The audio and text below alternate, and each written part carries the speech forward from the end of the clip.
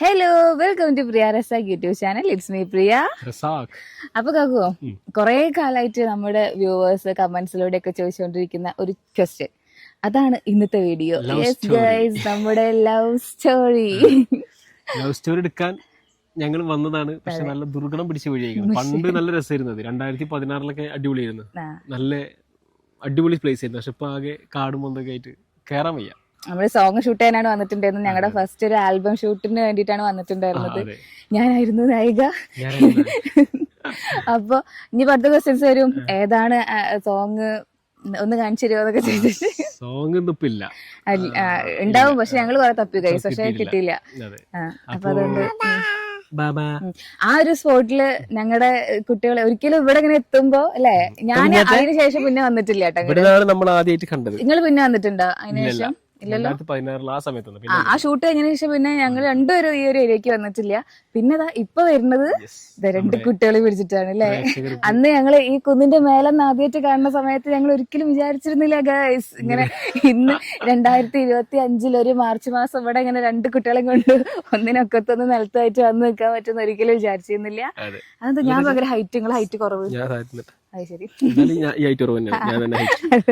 അപ്പൊ ബാക്കി നമുക്ക് വീട്ടിൽ പോയിട്ട് കുട്ടികളെ. പിന്നെ ഇവിടെ ഇത് മാത്രമല്ല ലൊക്കേഷൻ കേട്ടോ, ഇവിടെ തന്നെ മറ്റേ കൂടല്ലൂർ എന്ന് പറയുന്ന ഭാഗം അതൊരു ലൊക്കേഷൻ ആയിരുന്നു. പിന്നെ ഇങ്ങടെ മറ്റേ ആനക്കര സ്കൂളിന്റെ ആ ഒരു ഭാഗം അത് ലൊക്കേഷൻ ആയിരുന്നു. അങ്ങനെ ഈ ഒരു ഭാഗം തന്നെയായിരുന്നു എല്ലാ ലൊക്കേഷനും. ഫസ്റ്റ് മീറ്റ് ചെയ്തത് ഈ ഒരു ഭാഗം തന്നെ. പക്ഷെ അങ്ങോട്ട് പോകാൻ പറ്റില്ല. ഞങ്ങള് കേറുന്ന വീഡിയോ ഉണ്ട് മോളുടെ.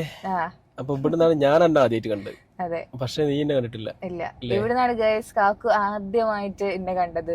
ഞങ്ങളിവിടെ കാറിൽ വെയിറ്റ് ചെയ്യായിരുന്നു. അത് ആ വീടിന്റെ മുന്നില്, ആരുടെ വീടെന്ന് അറിയില്ല, ആ വീടിന്റെ മുന്നില് ഞാൻ കാറിൽ വെയിറ്റ് ചെയ്യായിരുന്നു.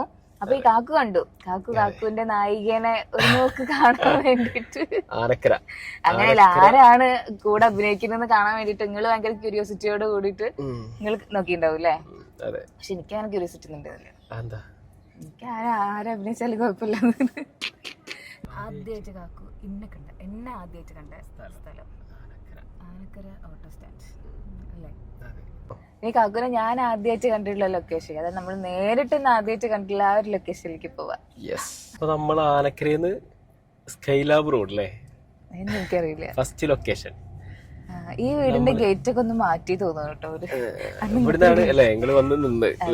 എത്ര നേരം വെയിറ്റ് ചെയ്തെന്നറിയോ? ഞങ്ങൾ ഇവിടെ ഷാർപ്പ് 7:30 എത്തിയിട്ട് ഇവിടെ വെയിറ്റ് ചെയ്തോണ്ടിരിക്കുകയായിരുന്നു. 8 മണി, അരമണിക്കൂറോളം ഞങ്ങൾ വെയിറ്റ് ചെയ്തു. അപ്പൊ നമ്മള് കണ്ടുമുട്ടിയ സ്ഥലത്തേക്ക് പോകണം. ആദ്യമായിട്ട് കണ്ട സ്ഥലത്തേക്ക്.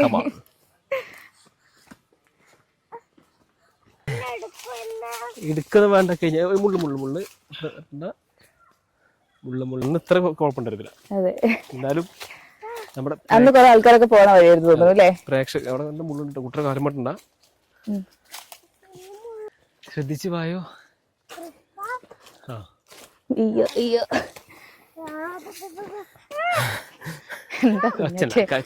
കുഞ്ഞാച്ചേ, നിരോധന മേഖല ഒന്നുമില്ലല്ലോ. നിരോധന മേഖല ഉണ്ടല്ലേ, പക്ഷെ പോക്ക് കുറച്ച് ടാസ്ക് ആട്ടാ. പക്ഷെ അന്ന് ഇതേമാതിരിയൊക്കെ പൊക്കോ എന്തായാലും ഇവിടെ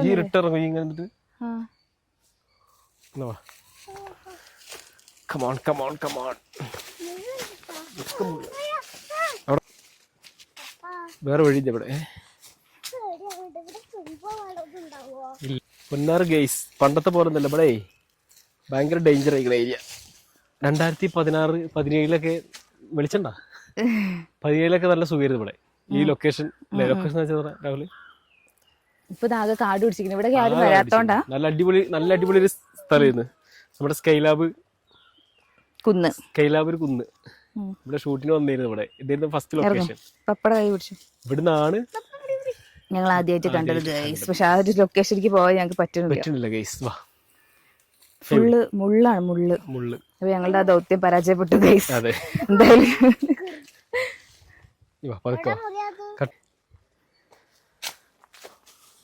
അളക്ക് ഇവിടുന്ന് കൈ തന്നാണ് ഇപ്പൊ ഈ കാണുന്നത്.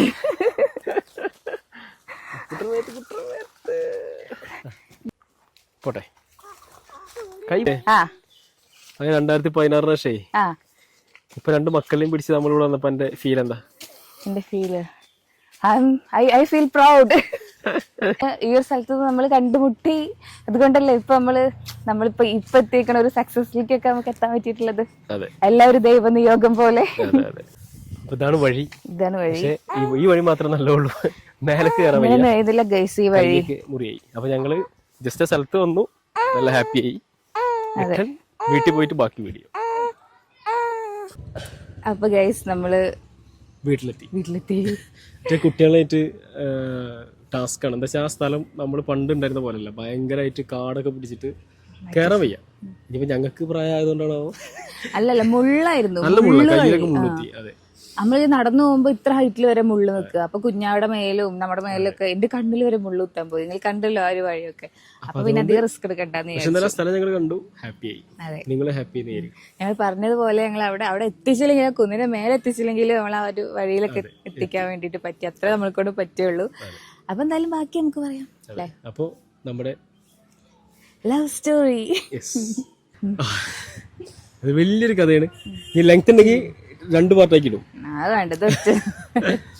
അപ്പോൾ ഇത് ഫസ്റ്റ് ഇവിടെ കാണാൻ ഇടയായ സംഭവം എങ്ങനെ വെച്ചാൽ, ഞങ്ങൾ ഫ്രണ്ട്സ് എല്ലാവരും കൂടെ ഒരു ഷോർട്ട് ഫിലിം ആൽബം പ്ലാൻ ചെയ്തു. ആൽബം സോങ് പ്ലാൻ ചെയ്തു. അന്ന് 2016-15 ആൽബം ട്രെൻഡാണല്ലോ. ആൽബം സോങ് പ്ലാൻ ചെയ്തു. അങ്ങനെ നാളെ ഷൂട്ട്, ഇന്ന് നൈറ്റ് എന്ത് ചെയ്തു, നായികയില്ല. നായിക ഫിക്സ് ചെയ്ത നായികക്ക് ഹോസ്പിറ്റൽ കേസ്, അച്ഛനോ അമ്മ ആരോ പെട്ടെന്ന് വയ്യാതായിട്ട് ഹോസ്പിറ്റലിലാണ് അഡ്മിറ്റായി. അപ്പോൾ നായികയില്ല, ഹോസ്പിറ്റൽ കേസാണ്, ഒന്നും പറയാൻ പാകില്ല. അങ്ങനെ ഞങ്ങൾ തെരച്ചിലായി നായികക്ക് വേണ്ടിയിട്ട്. അങ്ങനെ രാത്രി 9 മണി വരെ തെരച്ചിൽ കിട്ടിയില്ല. 7 മണി 8 മണി ആ ടൈം വരെ തെരച്ചിൽ കിട്ടിയില്ല. ഷൂട്ട് മാറ്റി വെച്ചാ പോരായിരുന്നോ? അച്ഛനെ സുഖമായിട്ട് എടുത്താ പോരായിരുന്നില്ലേ? അപ്പൊ എന്താ വെച്ചാല് ഞങ്ങൾ ഫുഡ് ഒക്കെ അറേഞ്ച് ചെയ്തു. ഓരോ സ്ഥലത്ത് എടുക്കാൻ അവിടെ ഒക്കെ പെർമിഷൻ ഒക്കെ ചോദിച്ചു. അപ്പൊ പിന്നെ മാറ്റിയേക്കാൻ നിർവാഹമില്ല. അങ്ങനെ ഒരു 7 മണി 8 മണി കഴിഞ്ഞു തോന്നുന്നു. ആ സമയത്ത് നമ്മുടെ വീഡിയോ എടുത്തിരുന്ന ക്യാമറാമാൻ, നമ്മുടെ ഫ്രണ്ടിനെ, അവൻ പറഞ്ഞു, അവൻ ആലോചിച്ച് ലാസ്റ്റ് പറഞ്ഞു, എൻ്റെ ഒരു ഫ്രണ്ട് ഉണ്ട്, അവരിങ്ങനെ അവൻ്റെ ഒരു കസിൻ ഉണ്ട് അത്രേ, അത്യാവശ്യം ചെയ്യുന്നുണ്ട് ഇപ്പോൾ, അപ്പോൾ അവരെ വിളിച്ചു നോക്കാം, ചിലപ്പോൾ എന്നാലോ എന്ന് പറഞ്ഞു. ഇല്ല, ഞാൻ ആ സമയത്ത് ഒരു 4 ആൽബം ചെയ്തിട്ടുണ്ട്. ആരെങ്കിലൊക്കെ വിളിച്ചാൽ നല്ല ആൽബം ഒക്കെ ചെയ്യുന്നുള്ളൊരു തീരുമാനത്തിലുമായിരുന്നു. അങ്ങനെ ഞങ്ങൾ എന്ത് ചെയ്ത്, വരുമോ വരില്ലേ, ഈ സമയത്തൊക്കെ വിളിച്ചാൽ പെട്ടെന്ന് നാളെ വരുമോ എന്നൊക്കെ വെച്ചിട്ട് വിളിച്ച്. ആർക്ക് വിളിച്ചു? ഇവൾക്കല്ല വിളിച്ചത്, കസിനെ വിളിച്ചു, ഇവളുടെ ഒരു ഫാമിലിയിലെ ഒരു ആൾക്ക്. അപ്പോൾ ആൾ പറഞ്ഞു ഞാൻ സംസാരിക്കട്ടെ എന്ന് പറഞ്ഞു. അങ്ങനെ സംസാരിച്ച് ഇവള് വീട്ടിലത്തെ ഫോണിൽ നിന്ന് വിളിച്ചു. ഞങ്ങൾ വിളിച്ചു, നമ്പർ തന്നപ്പോൾ.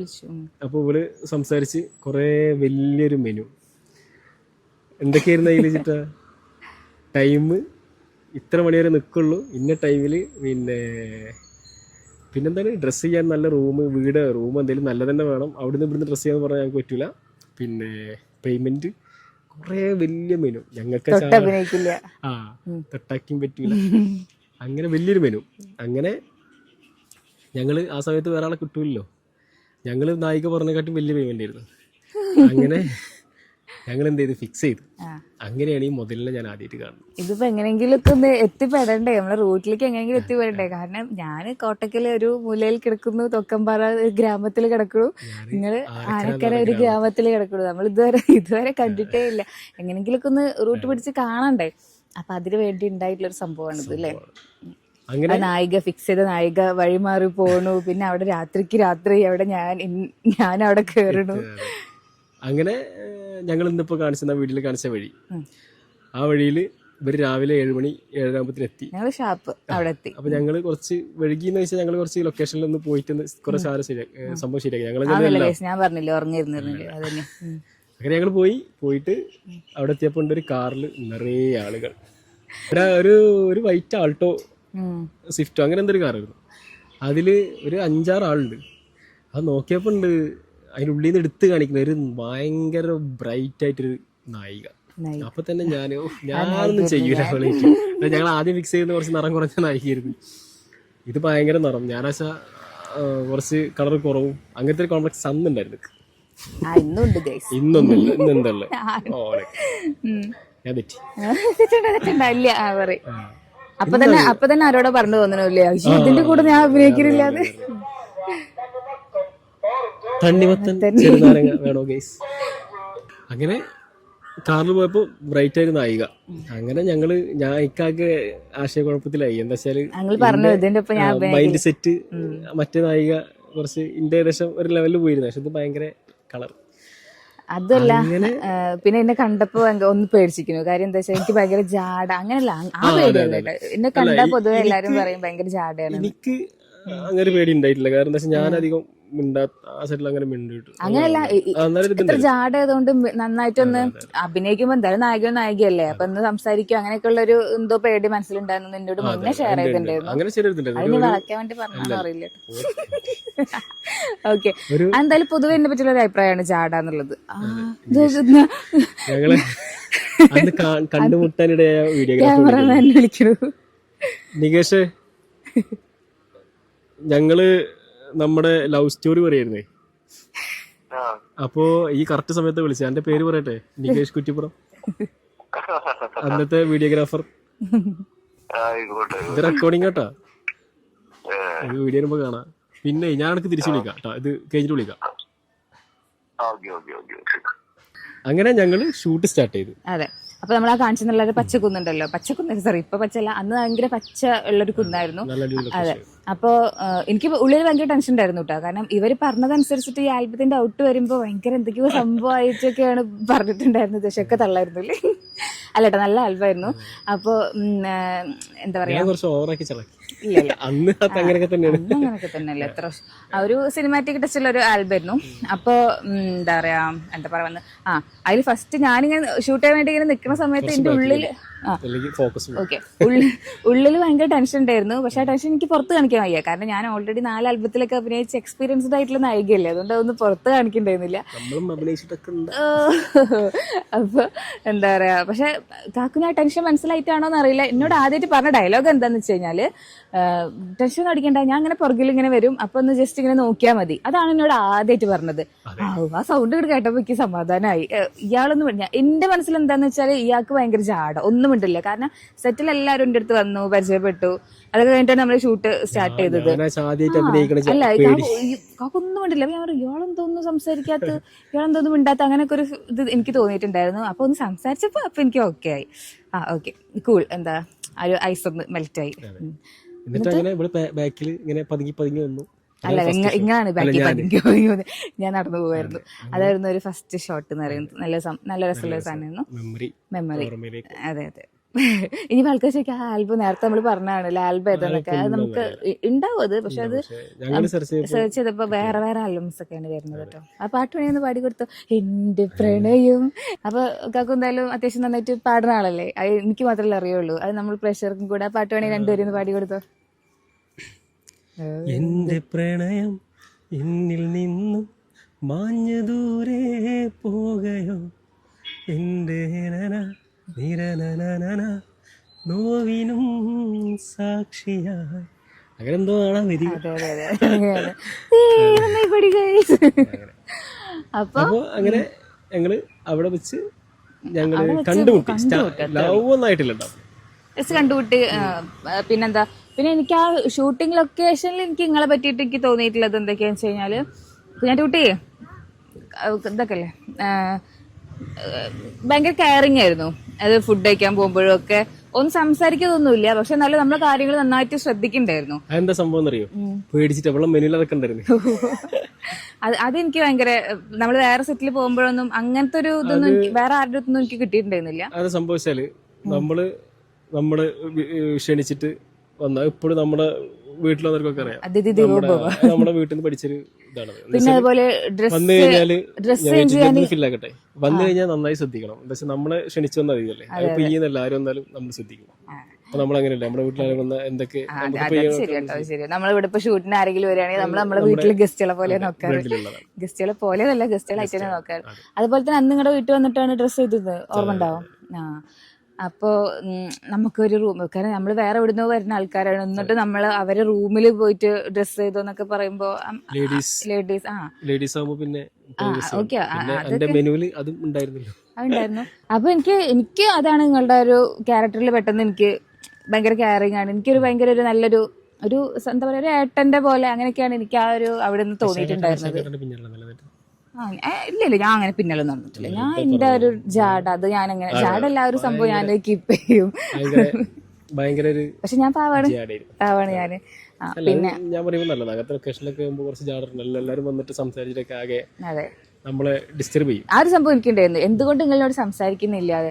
പിന്നെ എനിക്കൊരു റിങ് ഇട്ടിരുന്ന ഒരു സീനൊക്കെ ഉണ്ടായിരുന്നില്ലേ, അപ്പൊ കൈ വിറക്കുക, സത്യമായിട്ട് കൈ വിറക്കുക. എന്നിട്ട് ഞാൻ പറഞ്ഞു വിറക്കണ്ട മോനെ വിറക്കണ്ട, കൂളായിട്ട് ഇട്ടോ എന്നൊക്കെ പറഞ്ഞു. ശരിക്കും കൈ വിറക്കുന്നത്, അയ്യോ എനിക്ക് പേടിയോട്. എന്നിട്ട് ഇങ്ങനെ കൈ ജസ്റ്റ് ഇവിടെ ഇങ്ങനെ ടച്ച് ചെയ്തിട്ടാട്ടോ, റിങ് ഇടുമ്പോ നമ്മൾ ടച്ച് ചെയ്യില്ല. അപ്പൊ ഒന്ന് ടച്ച് ചെയ്തപ്പോ എന്റെ അമ്മ എന്തൊരു തണുപ്പായിരുന്നു കൈയെന്നറിയോ, എന്താ ഐസായിട്ട് പേടിച്ച് വിറച്ചിരിക്കുന്നു പാവം. അങ്ങനെ അയ്യോ ആ ലൊക്കേഷൻ നമ്മള് പറഞ്ഞില്ല അല്ലേ, അത് പന്നിയൂർ അമ്പലത്തിലായിരുന്നു അല്ലേ ആ ഒരു ലൊക്കേഷൻ ഉണ്ടായിരുന്നത്. ദെൻ അങ്ങനെ കുറെ ലൊക്കേഷൻസ് ഉണ്ടാവും പോവാൻ കുട്ടികളിലായിരുന്നേ, ഞങ്ങൾക്ക് പോയി കാണിച്ചാൽ കുട്ടികൾ സമ്മതിക്കില്ല. അത് കഴിഞ്ഞിട്ട് പിന്നെ ഏറ്റവും ലാസ്റ്റ് ഒരു സീൻ ഉണ്ടായിരുന്നു കേട്ടോ, എന്താ പറയാ, ഞാൻ വന്നിട്ട് ഇങ്ങനെ കരഞ്ഞിട്ട് എന്തൊക്കെയോ പറയുന്ന ഒരു സീനായിരുന്നു. പക്ഷെ എനിക്ക് ഇങ്ങനെ ഫേസ് ടു ഫേസ് നോക്കി നിന്നിട്ട് കരയാൻ എനിക്ക് ഭയങ്കര മടിയിട്ടാ, എത്രയായിട്ട് എനിക്ക് കരയാൻ പറ്റുന്നില്ല. എനിക്ക് ഇവരെ ഫേസ് കാണുമ്പോ എനിക്ക് ചിരി വരിക. അപ്പൊ ഞാൻ അപ്പൊ ഞാൻ പറഞ്ഞു എന്താ പറയാ, കണ്ണടച്ച് നിൽക്കാൻ പറയാം, കണ്ണടച്ചിട്ട് നിൽക്ക്, അപ്പൊ എനിക്ക് അഭിനയിക്കാമല്ലോ, അപ്പൊ നിങ്ങൾ കാണില്ലല്ലോ, ക്യാമറമാൻ മാത്രല്ലേ കാണുള്ളൂ.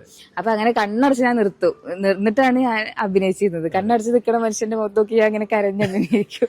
അങ്ങനെയാണ് ആ ലാസ്റ്റ് സീനൊക്കെ ഷൂട്ട് ചെയ്തിട്ടുണ്ടായിരുന്നത്. അതെ ഇല്ല ഇന്നലെ കഴിഞ്ഞ പോലെ. അങ്ങനെ അവിടുന്ന് പിരിഞ്ഞു. ഇല്ല എന്നെ വീട്ടിൽ കൊണ്ടാക്കി തന്നു. ഒരു 6 മണിക്കോട്ടോ ഒരു 7 മണിയൊക്കെ ആകുമ്പോ നമ്മള് വീട്ടിലെത്തി.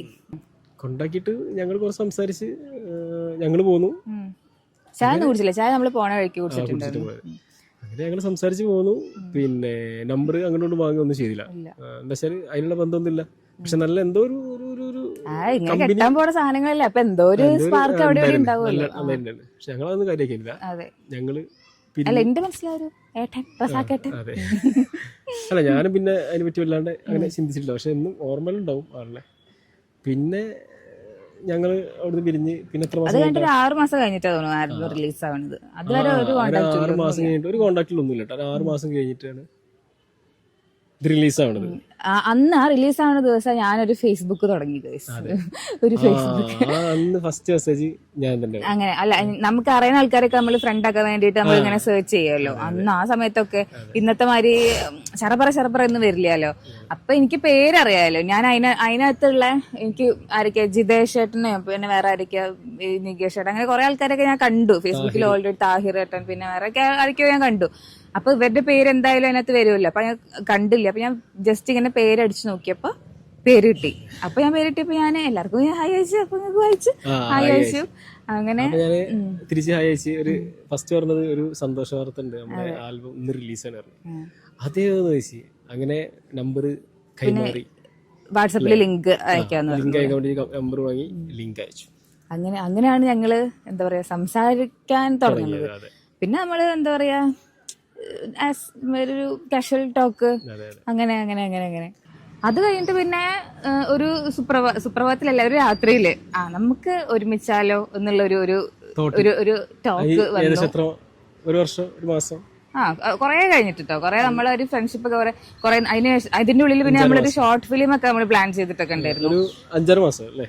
5-6 മാസം, കൊറേ ലോങ് പീരീഡ് ഉണ്ടായിരുന്നു. അതെ, കുറച്ച് ചുറ്റുപാടുകള്. അന്ന് നമ്മൾ ഡേറ്റ് നോക്കി വെക്കില്ല, കാരണം നമ്മള് ലവേഴ്സ് ഒന്നും അല്ലല്ലോ. അപ്പൊ ഡേറ്റ് നോക്കി വെക്കേണ്ട കാര്യമില്ലല്ലോ. അങ്ങനെ അതിന്റെ ഇടയിൽ നമ്മളൊരു ഷോർട്ട് മൂവി നമ്മൾ പ്ലാൻ ചെയ്തിട്ടുണ്ടായിരുന്നു. അതൊക്കെ ഇടയിൽ വെച്ച് പിന്നെ ഫ്ലോപ്പായി, പൊട്ടി, പലസായി പോയി, ഇറങ്ങിയിട്ടൊന്നും ഇല്ല കേട്ടോ. എഡിറ്റ് പോലും കഴിഞ്ഞിട്ടുണ്ടായിരുന്നില്ല. അങ്ങനെ പിന്നെന്താ, ഒരു രാത്രിയിൽ ഒരു തോട്ടുണ്ടായി നമുക്ക് ഒരുമിച്ചാലോ. കാരണം നമ്മൾ രണ്ടാളുടെയും ഒരു എന്താ പറയാ, നമ്മളൊരു വ്യൂ, നമ്മളുടെ ഒരു യാത്ര ഒരേ വഴിക്ക്. അതെ നമ്മളൊരു യാത്ര ഒരേ വഴിക്കാണെന്ന് മനസ്സിലായി. അങ്ങനെ ഓക്കെ, എന്താ വൈ നോട്ട്, എന്തുകൊണ്ട് ഒന്നിച്ചിടാ അല്ലേ, അങ്ങനെ തീരുമാനം അവിടെ എടുക്കുകയാണ് ചെയ്തത്. പിന്നെ അതിന്റെ ഒരു 2 ആഴ്ചന്റെ ഉള്ളിൽ പെട്ടെന്ന് തന്നെ നമുക്ക് പിന്നെ നമ്മളൊരു ബീച്ചിലേക്ക് അമ്മേനെയും കൂട്ടി പോയി അമ്മേനെ അടുത്ത് പറയണത്. എനിക്ക് അത് മാത്രമേ ഉണ്ടായിരുന്നുള്ളൂ. എനിക്ക് അങ്ങനെ എന്താ പറയാ രഹസ്യമായിട്ട് കൊണ്ടുനടക്കാനോ, കാരണം ഇതൊരു ഇന്റർ റിലീജിയസ് അങ്ങനെ ഒരു സംഭവമല്ല. അപ്പൊ എനിക്ക് അതിനെ രഹസ്യമായിട്ട് കൊണ്ടുനടക്കാനൊന്നും എനിക്ക് താല്പര്യം ഉണ്ടെന്നില്ല, നിങ്ങൾക്കും താല്പര്യം ഉണ്ട്. അപ്പൊ എന്നോട് പറഞ്ഞാൽ നമുക്ക് ആദ്യം അമ്മയുടെ അടുത്തൊന്ന് സംസാരിക്കാം. കാരണം പുള്ളിക്കാരുടെ എന്റെ അടുത്ത് വേറൊരു ഫീലിംഗ് കൂടെ ഉണ്ടായിരുന്നു.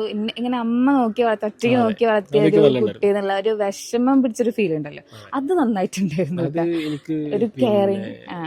നമ്മുടെ ഫാമിലി തന്നെ ഉണ്ട്, ഉപ്പ അല്ലെങ്കിൽ പിന്നെ ഒരു ഗാർഡിയൻ ഇല്ലാത്ത ആൺകുട്ടിയാണെങ്കിലും പെൺകുട്ടിയാണെങ്കിലും ഒരു ഉപ്പില്ലാത്ത കുട്ടി വളരുക എന്ന് പറഞ്ഞാൽ ഭയങ്കര കഷ്ടമാണ്.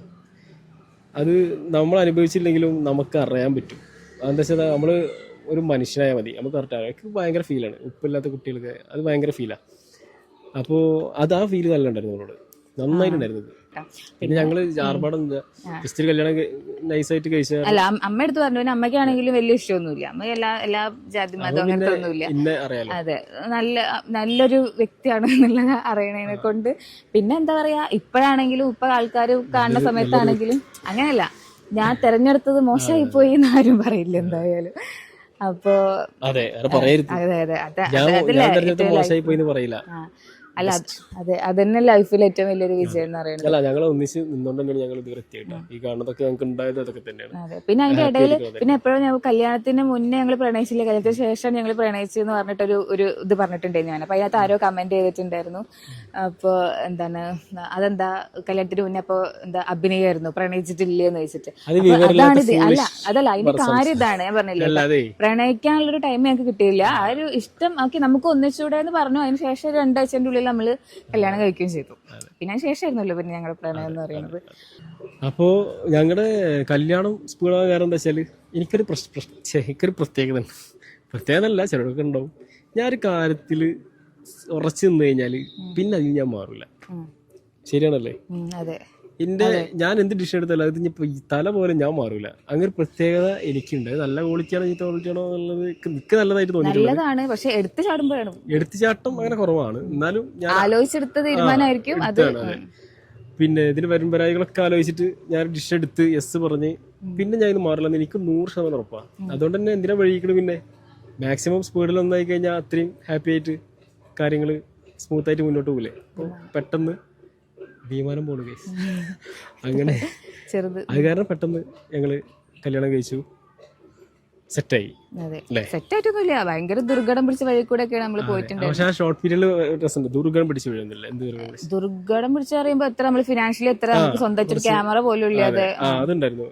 ക്യാമറ സ്വന്തമായിട്ട് എനിക്ക് ഉണ്ടായിരുന്നില്ല. പെട്ടെന്ന് നമ്മള് വീട് മാറി റെന്റ് കൊടുക്കണം അങ്ങനെയൊക്കെ. അതെ, എനിക്ക് എന്താ വെച്ചാൽ അത്യാവശ്യം കോണ്ടാക്ട് വർക്കുള്ള കാരണം ഞങ്ങൾ പിടിച്ചിരുന്നു. പക്ഷെ ഞങ്ങളെ ഒത്തൊരുമയിൽ ഞങ്ങൾ എന്ത് ചെയ്ത് സ്വന്തമായിട്ട് ക്യാമറകൾ ഒക്കെ നമ്മള് പറയും ചിലപ്പോ എന്താ പറയാ കുറച്ചൊരു ടൈമിൽ നമ്മൾ ഒന്നുമില്ലായ്മയെന്ന് അല്ല എല്ലാവരും ഇല്ലായ്മ സമയത്തൊന്നും ഒന്നുമില്ലാതെ അങ്ങോട്ട് മാറി വരുമ്പോ നമുക്ക് ഭയങ്കര അടിയാവും അല്ലെ കപ്പിൾസിന്റെ ഇടയിൽ. നമ്മൾ ചെയ്യുന്ന റീൽസ് ആണെങ്കിലും അങ്ങനെ ഇല്ല, അതിനകത്ത് പറയില്ലേ പൈസ ഇല്ലെങ്കിൽ ഹസ്ബൻഡിനെ ചീത്ത പറയണ കാര്യം പറയാണ്ട്. പിന്നെ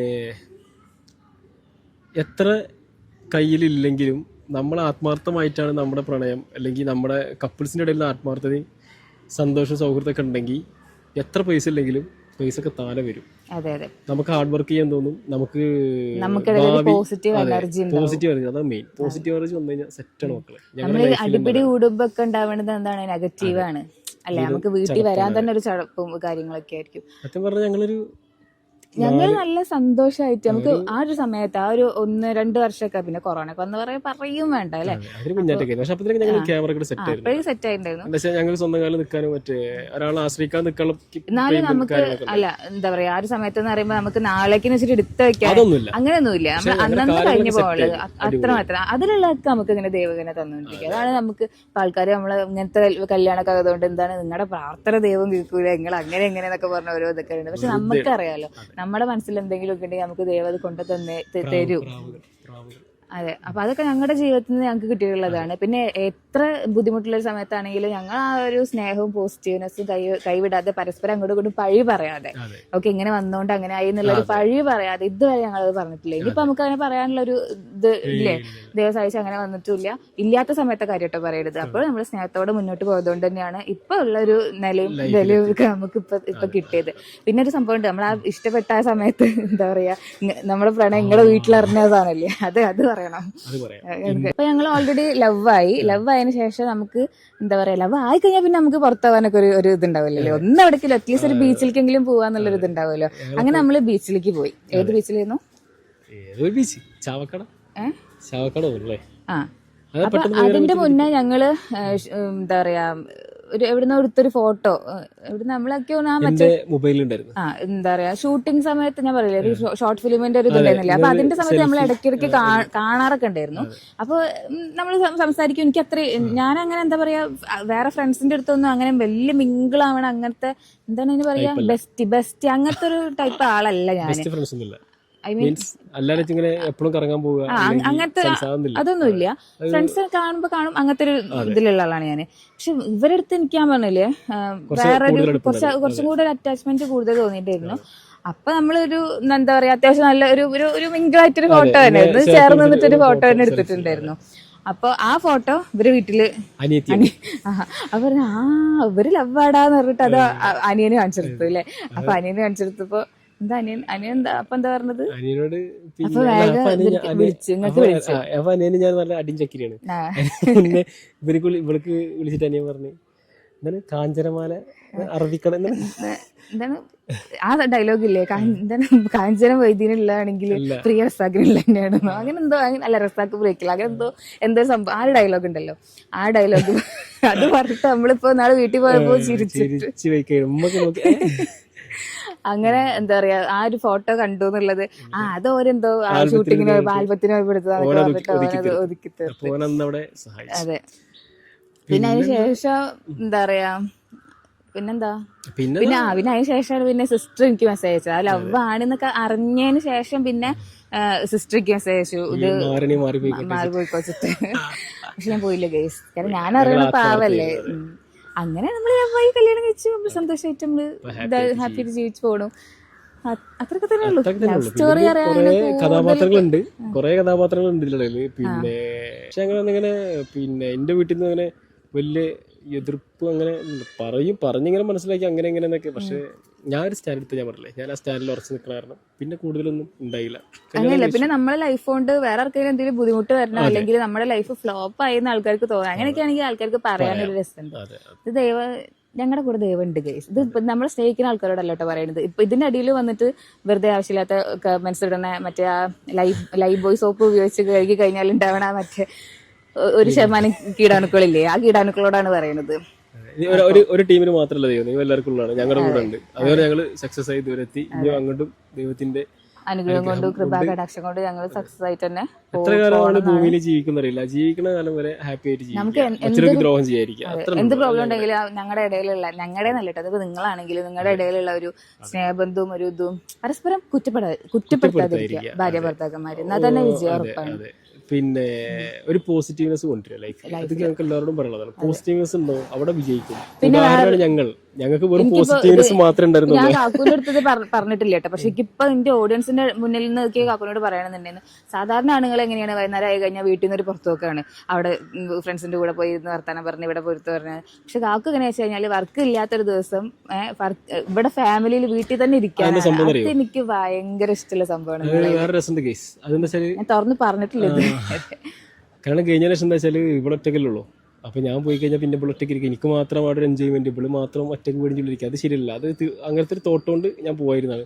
പിന്നെന്താ വെച്ചാൽ ഒരു 2-3 കൊല്ലം അങ്ങനെ കഴിഞ്ഞപ്പോൾ എൻ്റെ വേണ്ടപ്പെട്ട കമ്പനിക്കാരൊക്കെ പല സ്ഥലത്തായി. പിന്നൊക്കെ പോയിരുന്നിട്ട് വലിയ കാര്യമൊന്നുമില്ല. പിന്നെ എൻ്റെ മനസ്സിലും കണ്ടല്ലോ ഇവിടെ ഒറ്റയ്ക്കല്ലേ, പിന്നെ കുഞ്ഞാറ്റായി. പിന്നെ ഞങ്ങൾ പിന്നെയൊക്കെ പോകാൻ തോന്നൂല, ഇവിടെ തന്നെ കുട്ടികളെ പോകാൻ തോന്നാത്തതിന് കാരണം അതാണ് നമ്മുടെ ഫാമിലി ബോണ്ട് എന്ന് പറയുന്നത്. മനസ്സിലായോ? പിന്നെ പോണതൊക്കെ നല്ല കേട്ടോ, അടിച്ചു പൊളിച്ച് പോകണതൊക്കെ. പക്ഷേ വീട്ടില് പിന്നെ അവരും കൂടെ ഹാപ്പി ആണെന്നൊക്കെ നോക്കുന്നത് നല്ലതാണ്. ബന്ധം ദൃഢപ്പെടുത്താൻ നല്ലതാണ്. കമ്പനിക്കാരൊക്കെ ഉണ്ടെങ്കിൽ ഉറപ്പായും പുറത്തു പോകും, കളിയും ചിരിയൊക്കെ പോകട്ടോ, ഇല്ലാന്നല്ല. പക്ഷേ വീട്ടിലൊറ്റക്കാണെങ്കിൽ പോകരുത് ഗൈസ്. അപ്പോൾ ഇതാണ് നമ്മുടെ ലവ് സ്റ്റോറി. ഞങ്ങൾ ഓൾറെഡി പറഞ്ഞിട്ടുണ്ടായിരുന്നു ലവ് സ്റ്റോറി ആയിട്ടൊന്നും ഞങ്ങൾക്ക് പറയാനില്ല എന്നുള്ളത്. ഞങ്ങള് കണ്ടുമുട്ടി അവിടുന്ന് 5-6 മാസം കഴിഞ്ഞിട്ട് ഞങ്ങള് പിന്നെ പരസ്പരം കോണ്ടാക്ട് ആയി. പക്ഷെ അതുവരെ ഞങ്ങളുടെ മനസ്സിലുണ്ട് കേട്ടോ. മീൻസ് ഇവര് എങ്ങനെ ഉണ്ടായിരിക്കും, ഇപ്പോൾ ഹാപ്പി ആയിട്ട് ജീവിക്കുന്നില്ലേ, ഞാൻ ഇവര് വേറെ വർക്ക് ചെയ്യുന്നത് പറയില്ലേ. ഇപ്പൊ നമ്മൾ എല്ലാത്തിലും പറയും എന്താണ് മറ്റേ വാരിയെല്ലാം ഊരിയിട്ടാണ് അങ്ങോട്ട് വിട്ടിക്കുന്നത് എന്നൊക്കെ പറയൂലേ. അത് ഉള്ളത് തന്നെയാണ്. നമുക്കുള്ള ആളെ എവിടെങ്കിലൊക്കെ വെച്ച് കണ്ടാൽ ആ ഒരു സ്പാർക്ക് നമുക്ക് ഉണ്ടാവും. അത് ഉള്ളത് തന്നെയാണ്. അല്ലെങ്കിൽ ഇപ്പൊ ഒരിക്കലും ഇങ്ങനെയൊന്നും ആവില്ലായിരുന്നല്ലോ. അപ്പോ ഇതാണ് നമ്മുടെ കുഞ്ഞു ലവ് സ്റ്റോറി. അപ്പൊ അത് പറഞ്ഞു കഴിഞ്ഞപ്പോ സമാധാനം. ചിലവര് എന്തൊക്കെ വിചാരിച്ചിരിക്കുന്നത് ഭയങ്കര സ്റ്റോറി ഇല്ല. ഞങ്ങള് ഒന്നുമില്ല. നമ്മള് കല്യാണം കഴിച്ചു, നമ്മള് ഹാപ്പി ആയിട്ടിരിക്കുന്നു. ഫാമിലി ഒക്കെ ആണെങ്കിലും സന്തോഷമായിട്ടിരിക്കുന്നു. ഇപ്പൊ കുറെ ആൾക്കാർ ഫാമിലിയുടെ കാര്യമൊക്കെ ചോദിച്ചിട്ടൊക്കെ മെസ്സേജ് ചെയ്യാറുണ്ട്. എല്ലാവരും സന്തോഷമായിട്ട് നമ്മളടുത്തൊരു ഒരു പ്രശ്നമില്ലാണ്ട് വരുന്നു പോകുന്നു, സ്നേഹം പരസ്പരം പങ്കുവയ്ക്കുന്നു. അപ്പോൾ നമുക്ക് ഇതിന്ന് കൊടുക്കാനുള്ള ഒരു ഗുണപാഠം എന്താ വെച്ചാൽ, കല്യാണം കഴിക്കുന്നവർ പരസ്പരം തുറന്ന് സംസാരിച്ചിട്ട് ഒരേ വൈബാണെങ്കിൽ കല്യാണം കഴിക്കുക. കല്യാണം കഴിച്ചിട്ട് പിന്നെ അടിപിടി ഉണ്ടാവരുത്. നല്ല സ്നേഹത്തിൽ ഒരു പോസിറ്റീവ്നെസ്. പിന്നെ ഒരാൾക്ക് വേണ്ടിയിട്ട് ഒരാളുടെ ഇപ്പൊ ഇതിനെ തന്നെ പല ആൾക്കാരും എന്റെ എന്താ പറയാ എന്റെ അടുത്ത് ഇങ്ങനെ എനിക്ക് മോൾട്ടിക്ക് മതം മാറിക്കൂടെ അങ്ങനെ എനിക്ക് ചോദിക്കാം. അപ്പൊ പരസ്പരം അങ്ങോട്ടും ഇങ്ങോട്ടും എന്താണ് ഒരാളുടെ പേഴ്സണാലിറ്റിനെ അങ്ങോട്ടും ഇങ്ങോട്ടും നമുക്ക് പണയം വെക്കേണ്ട, അല്ലെങ്കിൽ ഒരാൾക്ക് വേണ്ടി ആളുടെ പേഴ്സണാലിറ്റി ഇല്ലാണ്ടാക്കേണ്ട ആവശ്യമില്ല. ഇപ്പൊ എനിക്ക് ഇഷ്ടമുള്ള എന്റെ ഒരു എന്താ പറയാ കരിയർ ഇതാണെങ്കിൽ ഞാൻ കല്യാണം കഴിഞ്ഞു, എന്റെ ഹസ്ബൻഡിന് അത് ഇഷ്ടമല്ല, അതുകൊണ്ട് ഞാനത് ചെയ്യണില്ല എന്ന് ഒരിക്കലും അങ്ങനെ വെക്കേണ്ട ആവശ്യമില്ല. അങ്ങനെയൊക്കെ വരികയാണെന്നുണ്ടെങ്കിൽ ഡിവേഴ്സ് ചെയ്ത് പൊക്കോളൂ, അത്ര പറയുള്ളൂ. അല്ലാണ്ട് അഡ്ജസ്റ്റ് ചെയ്ത് നിൽക്കേണ്ട ആവശ്യമില്ല. കാക്കുവിന്റെ അടുത്ത് പറയാണ് മോൾട്ടെ ഈ വീഡിയോ ചെയ്യണതും 4 ആളെ മുന്നേ യൂട്യൂബിൽ വരുന്നതൊന്നും എനിക്ക് താല്പര്യമില്ല എന്ന് പറഞ്ഞു കഴിഞ്ഞാല് അല്ല. അതേപോലെ തന്നെ കാക്കു നിങ്ങൾ ഫോട്ടോഗ്രാഫി ചെയ്യണതൊന്നും എനിക്ക് വലിയ താല്പര്യമില്ല, വേറെ വല്ല ജോലിക്കും പോകുന്ന പറഞ്ഞു കഴിഞ്ഞാല് അങ്ങനെ ഒരാൾക്ക് വേണ്ടിയിട്ട് പണയം വെക്കേണ്ടതല്ല മറ്റാൾ, അല്ലെങ്കിൽ സാക്രിഫൈസ് ചെയ്യേണ്ടതല്ല മറ്റാളുടെ പാഷനും കാര്യങ്ങളൊന്നും.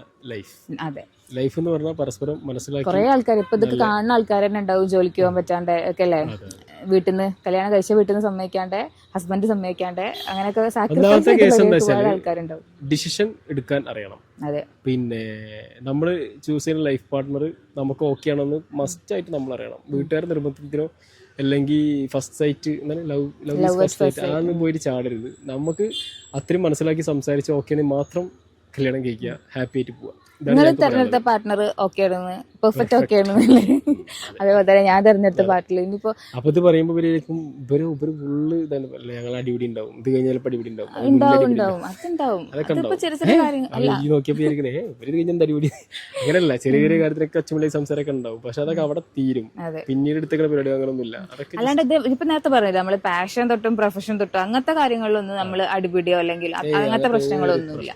അതേപോലെ തന്നെ മറ്റേ ജാതി മതം പറഞ്ഞിട്ടുള്ള പ്രശ്നങ്ങൾ അത് ഞങ്ങൾക്കും ഇല്ല, ഞങ്ങളുടെ കുടുംബത്തിലും ഇല്ല. അതൊക്കെ നിങ്ങൾ വീഡിയോ കാണുന്ന ആൾക്കാർ മനസ്സിലാക്കുക. മനസ്സിലായിട്ടുള്ള ആൾക്കാരുണ്ട്, നമ്മുടെ ഇഷ്ടപ്പെടുന്ന ഒരുപാട് ആൾക്കാരുണ്ട്. 98% പേരുണ്ട്. അല്ല, ബാക്കി 2% ആൾക്കാർക്ക് വേണ്ടിയിട്ടാണ് ഞങ്ങൾ പറഞ്ഞ് മനസ്സിലാക്കി തരുന്നത്. നല്ല ചുട്ടടി കൊള്ളും ഗൈസ്. അപ്പൊ കണ്ടില്ലേ, ഇത് തന്നെ ഞങ്ങളുടെ ഇവിടെ കൊന്നപ്പൂവൊക്കെ പൂത്തുലഞ്ഞ് നിക്കണ്. ഇത്ര പോസിറ്റീവ് വൈബ് അവിടെ ഉണ്ടാവൂലേ.